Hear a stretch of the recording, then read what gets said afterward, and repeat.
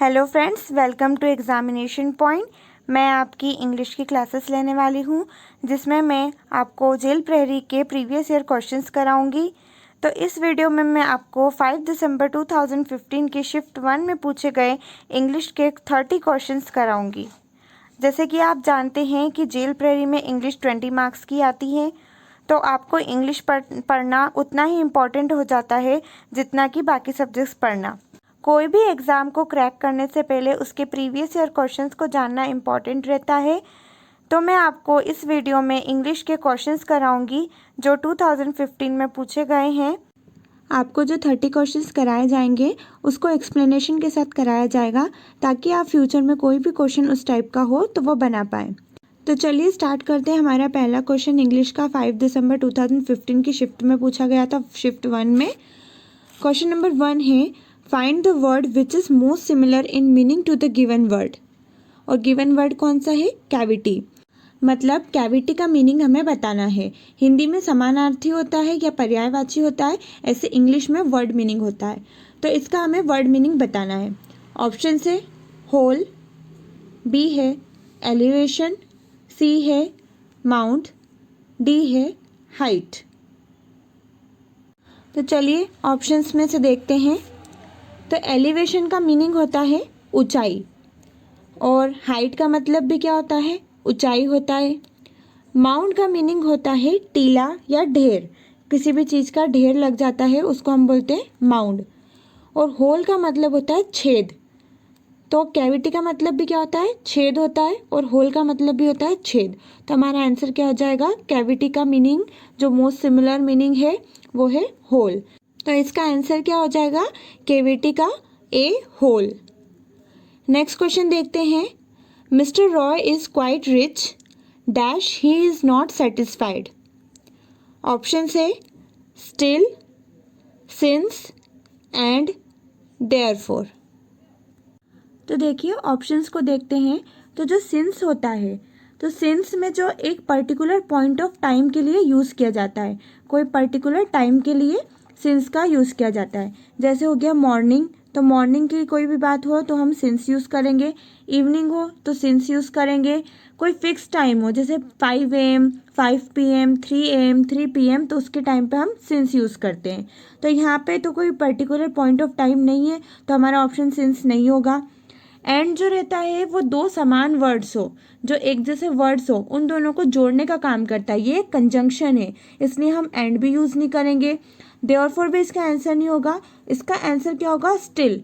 Still का meaning क्या होता है? अब तक। और इसका हम तभी यूज़ करते हैं जब कोई अफर्मेटिव सेंटेंस हो, यानी पॉजिटिव सेंटेंस, और इंट्रोगेटिव सेंटेंस हो।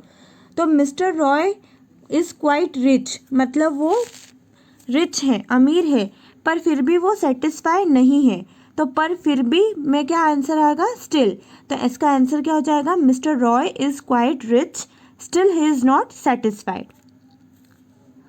क्वेश्चन नंबर 3 देखते हैं। Find the word which is opposite to the highlighted word from the given. और वर्ड क्या दे रखा है? टेरेबल। टेरेबल का आपको अपोजिट बताना है। देखिए कोई भी गवर्नमेंट एग्जाम हो जिसमें इंग्लिश आती हो, उसमें वोकैब बहुत इंपॉर्टेंट रहती है। वोकैब करने से क्या होता है, हमें दो पोर्शन कवर हो जाते हैं, एक तो वर्ड मीनिंग का पोर्शन और एक अपोजिट का पोर्शन। तो इस कारण से हमें वोकैब करना इंपॉर्टेंट रहता है। अब इसमें आपको बताना है टेरेबल का अपोजिट। ऑप्शन दे रखे हैं हॉरेबल, ड्रेडफुल, डिलाइटफुल, हाइडियस। तो टेरेबल का मीनिंग क्या होता है? डरावना या कठोर होता है या खराब होता है। और इसमें जो आपको ऑप्शन दे रखे हैं, तो हॉरिबल का मीनिंग भी डरावना होता है, ड्रेडफुल का भी सेम मीनिंग होता है, और हाइडियस का भी सेम मीनिंग होता है। डिलाइटफुल एक अकेला वर्ड है इन चारों ऑप्शन में जिसका मीनिंग डिफरेंट होता है। इसका मीनिंग डिलाइटफुल का होता है आनंदमय, मतलब किसी भी चीज़ को आनंद लेना, किसी भी चीज़ का आनंद लेना, या कोई भी चीज़ हमें इंजॉय कराती है तो उसको हम क्या बोलते हैं? डिलाइटफुल बोलते हैं। तो इसका आंसर क्या होगा? डिलाइटफुल। नेक्स्ट क्वेश्चन है, you dash present at the wedding of your younger sister last year. Option है must, must be, must have been, must have. तो इसका आंसर क्या हो जाएगा? Must have been. Must have been कैसे हुआ? तो देखिए, मस्ट हम कब यूज़ करते हैं? जब हमें प्रेजेंट टेंस को बताना हो या फ्यूचर टेंस में बात की जाए तब हम मस्ट का यूज़ करते हैं। बट आप क्वेश्चन में देखेंगे कि सेंटेंस के एंडिंग में क्या लिखा है? Last year. लास्ट ईयर क्या बताता है? एक पर्टिकुलर जो बीता हुआ टाइम है उसको बताता है, एक पॉइंट ऑफ टाइम बताता है। तो जब भी टाइम के रिलेशन में सेंटेंस आए तो उस टाइम हम क्या करते हैं? प्रेजेंट परफेक्ट यूज़ करते हैं या तो फिर प्रेजेंट परफेक्ट कंटिन्यू यूज़ करते हैं। तो हमारा मस्ट हैव बीन कौन सा टेंस हो जाएगा? प्रेजेंट परफेक्ट कंटिन्यू हो जाएगा। तो इसका आंसर क्या हो जाएगा? You must have been present at the wedding of your younger sister last year. अगला क्वेश्चन देखते हैं। Replace the underlined phrase with a single word. They called off the afternoon meeting. Option A rescheduled, continued, cancelled, held. मतलब इस sentence में हमें क्या दे रखा है? अंडरलाइन वर्ड दे रखा है। ये अंडरलाइन वर्ड है कॉल्ड ऑफ। तो इसको रिप्लेस करना है हमें एक सिंगल वर्ड से। इसका मतलब दूसरा वर्ड देखना है हमें कि इसको किससे रिप्लेस कर दिया जा सकता है। तो देखिए, रीशेड्यूल मतलब उसको वापस से शेड्यूल करना, कंटिन्यू मतलब उसको चालू रखना। तो आंसर क्या हो जाएगा? कैंसल, क्योंकि कॉल्ड ऑफ का मीनिंग होता है कैंसिल करना। तो क्या हो रहा है कि दे called off the afternoon meeting, मतलब उन्होंने कॉल्ड ऑफ कर दी, मतलब कैंसिल कर दी मीटिंग जो थी, जो आफ्टरनून में होने वाली थी। इसका मीनिंग क्या हुआ कि जो आफ्टरनून में मीटिंग होने वाली थी उसको उन्होंने कॉल्ड ऑफ कर दी, यानी कैंसिल कर दी। तो हमारा आंसर क्या हो जाएगा? Option C, cancelled. 6th question देखते हैं। He lives dash Malabar street. Option से at, across, in, on to. तो देखिए, किसी भी प्लेस का अगर हमें डिनोट करना है तो उसके आगे प्रिपोजिशन लगती है। तो प्रिपोजिशन कौन सी लगती है? एट या इन लगती है। अब एट कब लगता है और इन कब लगता है? अगर आपने डिटेल में इंग्लिश पढ़ा होगा तो आपको पता होगा।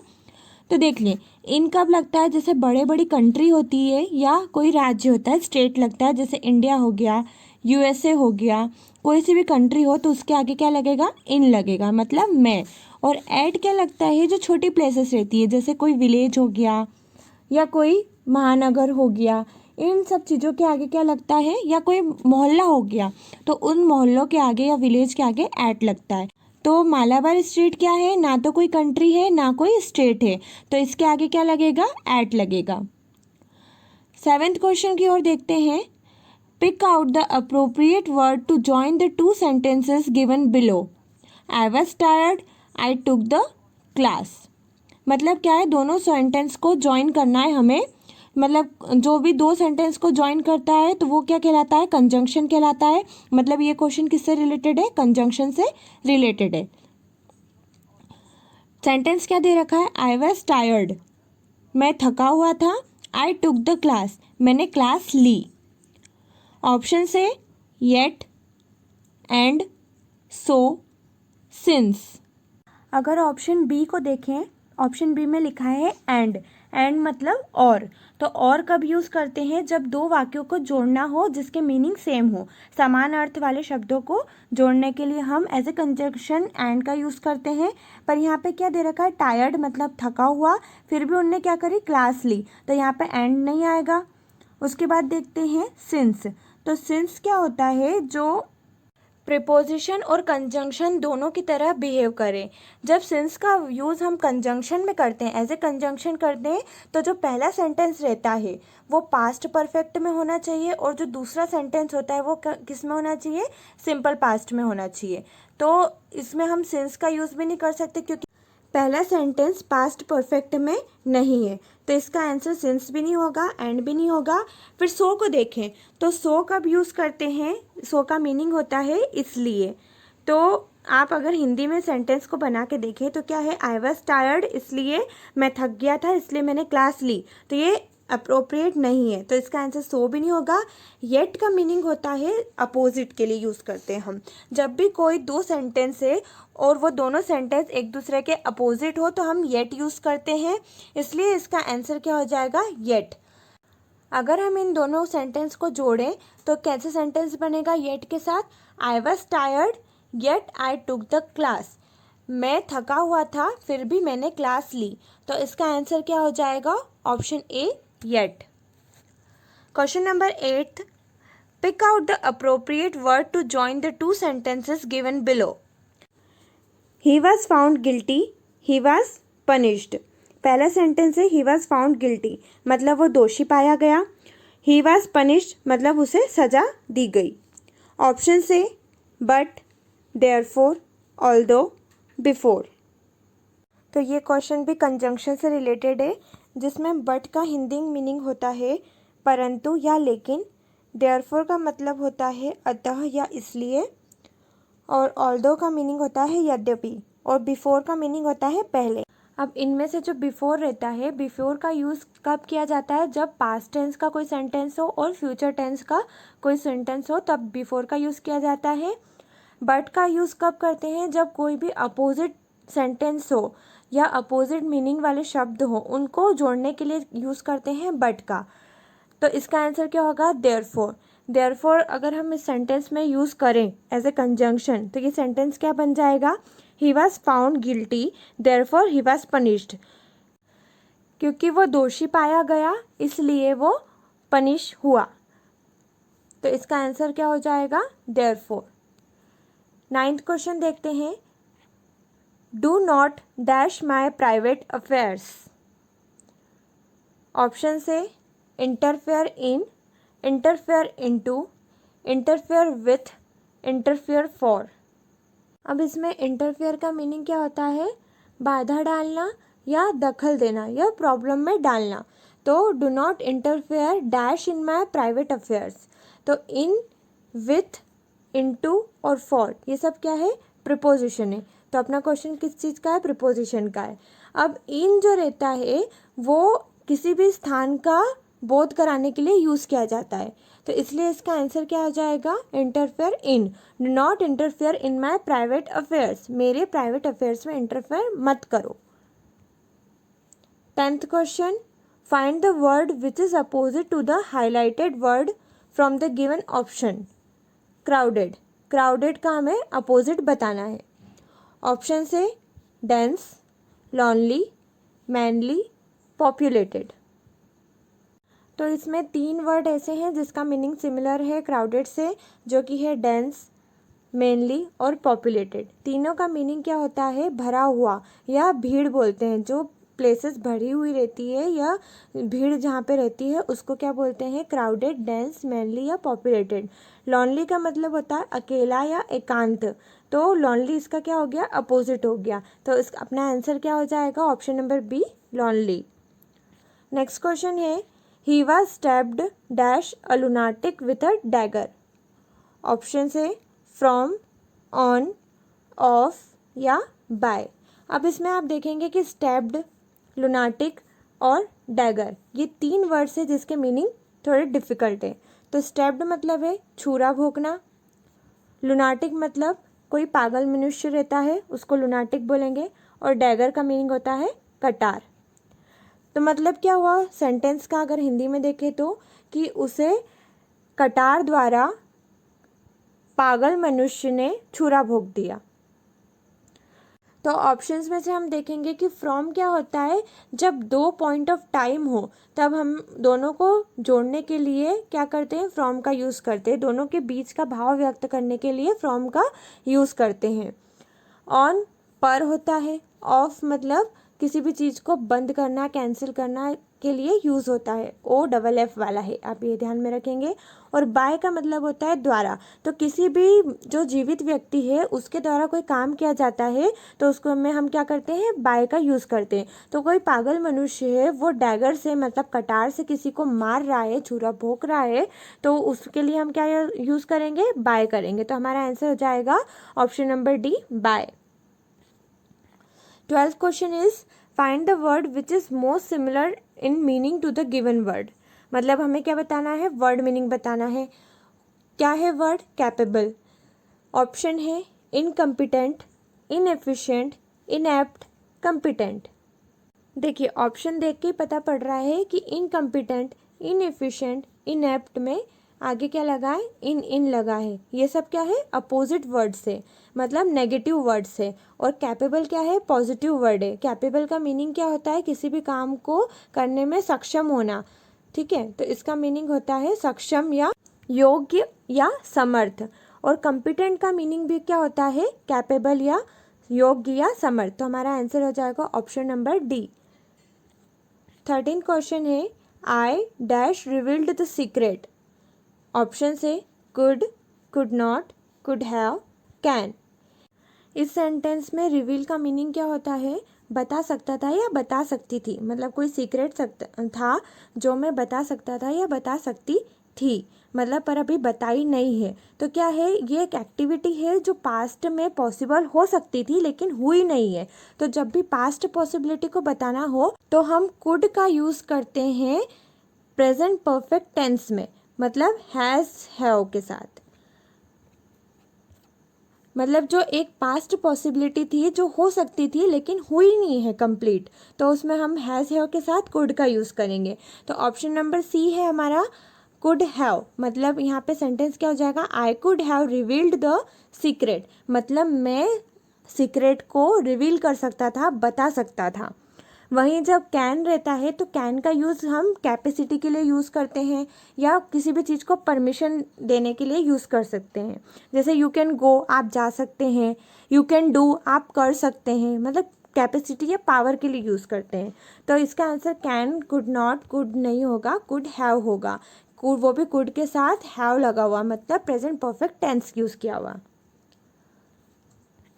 14th क्वेश्चन है, I hardly know dash in the town. Option है anybody, no one, nobody, nothing. तो देखिए हार्डली का मीनिंग क्या होता है, मुश्किल से, जो कि एक नेगेटिव वर्ड है। तो इस सेंटेंस का मीनिंग क्या होगा कि मैं मुश्किल से जानता हूँ टाउन में। तो ऑप्शंस क्या है, एनीबडी, जिसका मीनिंग क्या होता है, हिंदी मीनिंग क्या होता है, कोई भी। और नो वन को मतलब एक को भी नहीं, नोबडी को मतलब कोई को भी नहीं, नथिंग को मतलब होता है कुछ नहीं। तो वो कुछ नहीं को तो किसी को जानेगा नहीं, और नो वन भी नहीं आएगा, नोबडी कोई भी नहीं भी आंसर नहीं आएगा, एनीबडी कोई भी, मतलब इसका आंसर क्या होगा, एनीबडी। तो आंसर क्या बन जाएगा, I hardly know anybody in the town. 15th question देखते हैं, I have eaten nothing dash yesterday. Options में से देखते हैं, फ्रॉम कब यूज़ करते हैं, जब दो पॉइंट ऑफ टाइम हो तब हम उसके बीच में क्या किसका यूज़ करते हैं, फ्रॉम का यूज़ करते हैं। यहाँ पे दो पॉइंट ऑफ टाइम नहीं है तो इसका आंसर फ्रॉम नहीं होगा। पास्ट भी नहीं होगा। सिंस हम देखेंगे और टिल देखेंगे। टिल का मतलब होता है जब तक। तो इस क्वेश्चन का मीनिंग क्या हुआ, I have eaten nothing dash yesterday, मैंने कुछ नहीं खाया कल से। अगर क्वेश्चन में कल तक होता तो हम टिल का यूज़ करते, तो यहाँ पे टिल भी नहीं आएगा, पास्ट भी नहीं आएगा, फ्रॉम भी नहीं आएगा, आंसर होगा सिंस। सिंस एक पर्टिकुलर पॉइंट ऑफ टाइम के लिए यूज़ किया जाता है, जैसे यस्टरडे, लास्ट ईयर, एक पर्टिकुलर टाइम, जैसे कि सिंस मॉर्निंग, सिंस इवनिंग, तब हम यहाँ क्या यूज़ करते हैं, सिंस यूज़ करते हैं। 16th क्वेश्चन है, find the word which is most similar in meaning to the given word. इसमें भी वोकैब से रिलेटेड क्वेश्चन पूछा है, वर्ड मीनिंग पूछा है। वर्ड क्या दे रखा है, डिसास्टर। डिसास्टर मतलब तबाही। और ऑप्शंस क्या क्या दे रखे हैं, बून, मिसफॉर्च्यून, हैप्पीनेस, प्रॉस्पेरिटी। जिसमें बून, हैप्पीनेस और प्रॉस्पेरिटी का मीनिंग क्या है, सिमिलर है। बून, हैप्पीनेस और प्रॉस्पेरिटी का मीनिंग होता है खुशी, और तबाही क्या है, अपोजिट वर्ड है। तो इसका आंसर क्या होगा, मिसफॉर्च्यून। 17th क्वेश्चन है, find the word which is most similar to the meaning of given word. और वर्ड है कमोडियस। ऑप्शन है कन्फाइंड, रूमी, इनकन्वीनियंट, अनसूटेबल। तो दिए गए ऑप्शंस में से हम ये देखेंगे कि 3 वर्ड ऐसे हैं जिनका मीनिंग डिफरेंट है कमोडियस के मीनिंग से। तो कौन कौन से वर्ड है वो, एक तो है अनसूटेबल, सूटेबल नहीं है जो। इनकन्वीनियंट भी मीनिंग यही होता है, अनसूटेबल। कन्फाइंड भी मतलब एक लिमिट शो करता है, वो भी सूटेबल नहीं शो करता है। और रूमी का मतलब होता है विस्तृत, मतलब फैला हुआ या बड़ा। और कमोडियस का मीनिंग भी क्या होता है, जो बड़ा हो, विशाल हो या फैला हुआ हो, विस्तृत हो। तो कमोडियस का हमारा आंसर क्या हो जाएगा, ऑप्शन बी रूमी। 18th है find the word which is most similar to the meaning of the given word. और वो वर्ड क्या है, ड्वेल है। ठीक है, ऑप्शन है लिव, ट्रैवल, मूव, माइग्रेट। तो ड्वेल का मीनिंग क्या होता है, जो ड्वेलिंग बोलते हैं हम, ड्वेलिंग मतलब रहने को बोलते हैं। और ऑप्शंस में क्या क्या दे रखे हैं, मूव दे रखा है, मतलब जो मूव करता हो। ट्रैवल मतलब भी क्या होता है, चलने वाला। माइग्रेट मतलब क्या होता है, जो अपना प्लेस एक जगह से दूसरी जगह छोड़ देता है, उसको क्या बोलते हैं, माइग्रेट बोलते हैं। तो इसका आंसर क्या होगा, लिव होगा। तो ऑप्शन ए करेक्ट होगा। 19th क्वेश्चन पे देखते हैं, ही was the most eloquent speaker dash I have ever heard. Option से विच, दैट, हुम, हु। तो इस सेंटेंस का मीनिंग है कि वो एक एलोक्वेंट स्पीकर है, मतलब सुवक्ता। एलोक्वेंट का मतलब होता है सुवक्ता, अच्छा बोलने वाला। वो एक अच्छा बोलने वाला स्पीकर है जिसको मैंने आज तक सुना हो। तो इसमें हमें किससे जोड़ना है, विच, दैट, हुम या हु से। तो विच का यूज़ हम कब करते हैं, जब एनिमल्स की बात हो या नॉन लिविंग की बात हो। तो यहाँ पे ना एनिमल की बात हो रही है ना नॉन लिविंग की बात हो रही है। हु का यूज़ हम करते हैं लिविंग के लिए, एनिमल के लिए नहीं करते हैं। दैट का यूज़ कब करते हैं, इसको भी लिविंग और नॉन लिविंग दोनों के लिए यूज़ करते हैं। लेकिन हु में क्या है, जब व्यक्ति सब्जेक्ट हो, मतलब कोई पर्सन सब्जेक्ट हो, तो हम हु का यूज़ करेंगे। ये सब क्या है, एक रिलेटिव प्रोनाउन है। तो ये प्रोनाउन से रिलेटेड क्वेश्चन है, तो आप प्रोनाउन भी अच्छे से करके जाएंगे। तो हु का यूज़ कब करते हैं, जब कोई व्यक्ति एज ए सब्जेक्ट यूज़ किया जाए। लेकिन यहाँ पे व्यक्ति को सब्जेक्ट यूज़ नहीं किया है, यहाँ पे स्पीकर को सब्जेक्ट यूज़ किया है। और क्या होता है, हुम, तो हुम भी यूज़ नहीं करेंगे। और दैट में क्या होगा कि दैट का यूज़ तब किया जाता है जब कोई वाक्य में निर्जीव वस्तुओं के लिए, मतलब नॉन लिविंग के लिए रिलेटिव प्रोनाउन यूज़ करते, तो हम दैट का यूज़ करते हैं। तो हमारा आंसर क्या होगा, दैट। अगर क्वेश्चन के साथ हमारा आंसर बोलें तो क्या सेंटेंस बन जाएगा, he was the most eloquent speaker that I have ever heard. Next question है, Napoleon said God is always on the side of the strongest battalions, he is always on the side of the best prepared, the best trained, the most vigilant, the pluckiest and the most determined. What does the word pluckiest meaning? मतलब pluckiest का हमें meaning बताना है। Option है courageous, cowardly, luckiest, timid। इसका meaning क्या है कि नेपोलियन ने कहा था कि गॉड हमेशा उनकी साइड रहते हैं जो स्ट्रॉन्गेस्ट बटालियन हो। वो उनकी साइड रहते हैं जो बेस्ट प्रिपेयर्ड हो, जिसकी प्रिपरेशन अच्छी हुई हो, जो बेस्ट ट्रेंड हो, जो मोस्ट विजिलेंट हो, द प्लक्कीस्ट हो, मतलब जो बहादुर हो, जो मोस्ट डिटरमाइंड हो। तो इसमें हमें प्लक्कीस्ट मतलब निडर का वर्ड मीनिंग बताना है। ये क्वेश्चन भी आपके वोकैब से रिलेटेड है, तो आप देखेंगे कि मैक्सिमम क्वेश्चन वोकैब से रिलेटेड है, तो आप वोकैब को अच्छे से प्रिपेयर करके जाएंगे। तो ऑप्शंस में से हम देखेंगे कि कोवार्डली का मीनिंग क्या होता है, डरपोक। लकीएस्ट का मतलब क्या होता है, भाग्यशाली। और टिमिड का मतलब भी क्या होता है, कायर या डरपोक होता है। करेजियस का मतलब क्या होता है, निडर या बहादुर। और प्लकीएस्ट का मीनिंग भी सेम होता है, निडर या बहादुर। तो हमारा आंसर कौन सा करेक्ट होगा, ऑप्शन नंबर ए करेजियस। चलिए 21 क्वेश्चन देखते हैं। Replace the underline phrase with a single word. एक फ्रेज दे रखी है, उसको एक सिंगल वर्ड से रिप्लेस करना है। It isn't easy to bring up children nowadays. और फ्रेज में अंडरलाइंड वर्ड क्या है, टू ब्रिंग अप है। ऑप्शन से रेज, एफर्ट, टीच या अकम्पनी। तो इस सेंटेंस का मीनिंग क्या है कि आजकल बच्चों को बढ़ाना, मतलब उनको बड़े करना ईजी नहीं है। तो इसमें से कौन सा वर्ड है जो ब्रिंग अप को रिलेट कर रहा है, तो टीच मतलब तो पढ़ाना होता है, वो भी नहीं है। एकम्पनी भी आंसर नहीं होगा, एफर्ट भी आंसर नहीं होगा। रेज मतलब क्या होता है, बढ़ाना या बड़ा करना या उसको उठाना, तो हमारा आंसर क्या होगा, रेज हो जाएगा। अगर सेंटेंस में हमारा आंसर रख के देखें तो सेंटेंस क्या बन जाएगा, it isn't easy to raise children nowadays. To bring up को हमने रिप्लेस कर दिया रेज से, तो हमारा आंसर होगा option number A, raise. 22 question, find the word which is opposite to the highlighted word from the given option. और word क्या दे रखा है, अट्रैक्ट, मतलब हमें अट्रैक्ट का क्या बताना है, अपोजिट। देखिए ये भी वोकैब से रिलेटेड क्वेश्चन है, आप वोकैब अच्छे से करके जाइए।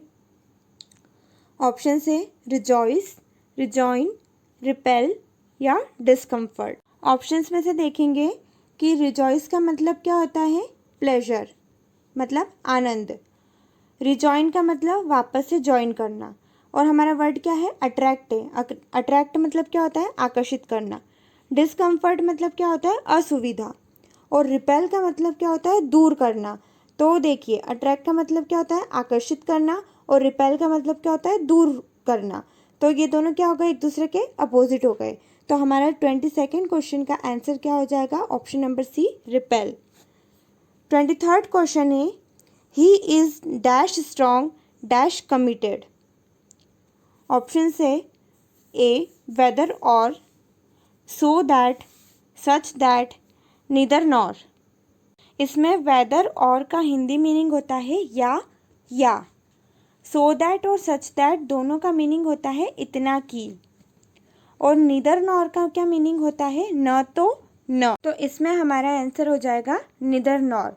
इस सेंटेंस का मीनिंग क्या होता है कि वो स्ट्रॉन्ग मतलब होता है शक्तिशाली, और कमिटेड मतलब होता है बंधा हुआ।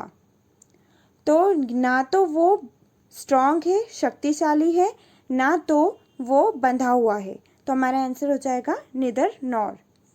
24th क्वेश्चन है, Riya is dash talented dash sincere. Option से whether or, both and, hardly when, scarcely when. इसमें दो पॉजिटिविटी को बताया गया है, टैलेंटेड और सिंसियर। तो आप ऑप्शन में से देखेंगे कि बोथ के साथ हमेशा एंड का यूज़ होता है, और स्कार्सली के साथ व्हेन, और हार्डली के साथ व्हेन। हार्डली और स्कार्सली दोनों कैसे वर्ड है, नेगेटिव वर्ड है। लेकिन हमारे सेंटेंस में दोनों वर्ड कौन से यूज़ करे हुए हैं, पॉजिटिव वाले। तो ये दोनों हमारे ऑप्शन में नहीं होंगे। तो हमारा आंसर क्या होगा, बोथ एंड, मतलब रिया दोनों है, टैलेंटेड भी है और सिंसियर भी है। तो आंसर होगा Riya is both talented and sincere, option number B. 25th question है, I dash your brother yesterday. Option है have met, has met, meet या मेट। इसका मीनिंग क्या हुआ कि मैं तुम्हारे ब्रदर से, भाई से कल मिला था। तो अब जब भी यस्टरडे या फिर लास्ट वीक, लास्ट ईयर या कोई पर्टिकुलर ईयर आए या कोई सा डेज आए, तो उस टाइम पे वो क्या बताता है, एक पर्टिकुलर टाइम का रिलेशन बताता है, यानी एब्सोल्यूट पास्ट टाइम बताता है, मतलब पास्ट टाइम के बारे में वो बताता है। तो जब भी ऐसे सेंटेंस में यस्टरडे, लास्ट डे, ऐसा कुछ भी आए, तो उस टाइम हम क्या यूज़ करेंगे, सिंपल पास्ट यूज़ करेंगे। तो सिंपल पास्ट वाला कौन सा ऑप्शन है, ऑप्शन नंबर डी, मेट, जो कि मीट का V2 होता है, मेट। तो ऑप्शन क्या अपन क्वेश्चन में रखेंगे तो आंसर क्या हो जाएगा, I met your brother yesterday. Next question क्या है, he comes to see us dash day. Option है नन, लिटिल, फ्यू, एवरी। इनके मीनिंग्स क्या है, लिटिल का मतलब भी होता है कुछ नहीं, फ्यू का मतलब भी होता है कुछ नहीं, नन का मतलब भी सेम होता है, एवरी मतलब हर रोज, मतलब डेली। तो सेंटेंस क्या है, he comes to see us dash day. अगर हम एवरी को यहाँ पे रखते हैं तो क्या सेंटेंस बन जाता है, he comes to see us every day, वो हमें रोज़ देखने आता था। तो एवरी हमारा आंसर होगा, क्योंकि एवरी का मीनिंग क्या होता है, एवरी कब यूज़ किया जाता है, जब दो या दो से अधिक वस्तुओं को या व्यक्तियों को जोड़ते हैं, या जो भी सेंटेंस रहता है जो दो या दो से अधिक व्यक्तियों या वस्तुओं को डिपिक्ट करता है, बताता है, उसमें हम एवरी का यूज़ करते हैं। तो हमारा आंसर कौन सा सही होगा? Option number D, every. Next question है, I dashed the door but there was no reply.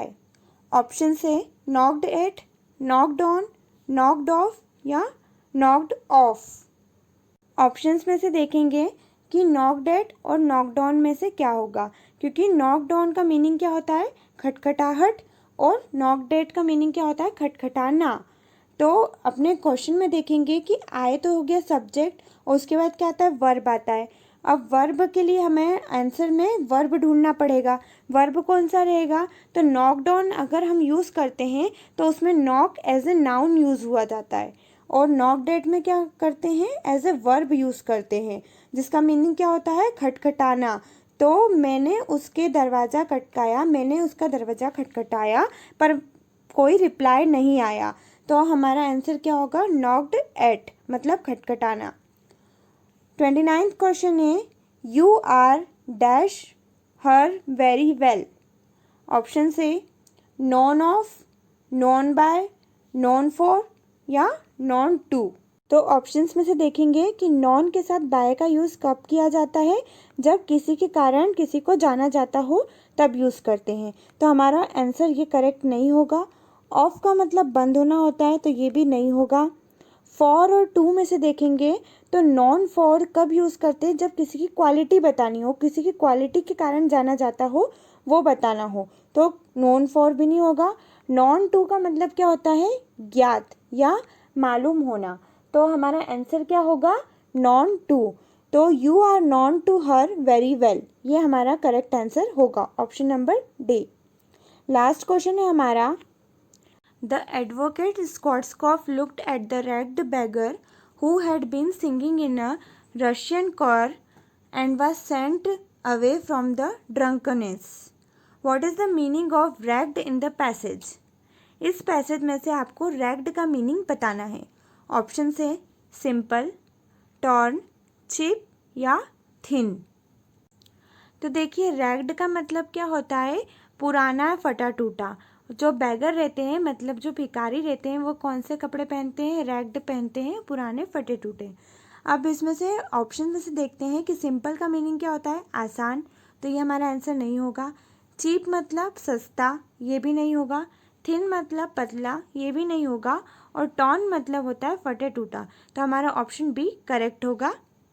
इसी के साथ हमारा इंग्लिश का आज का वीडियो यहाँ पे फिनिश होता है। अगर आपको वीडियो पसंद आया हो तो लाइक, शेयर, सब्सक्राइब ज़रूर करिए। अगर आपको इस वीडियो की PDF चाहिए तो डिस्क्रिप्शन बॉक्स में लिंक दे रखिए, आप वहाँ से जाके उसे डाउनलोड कर सकते हैं।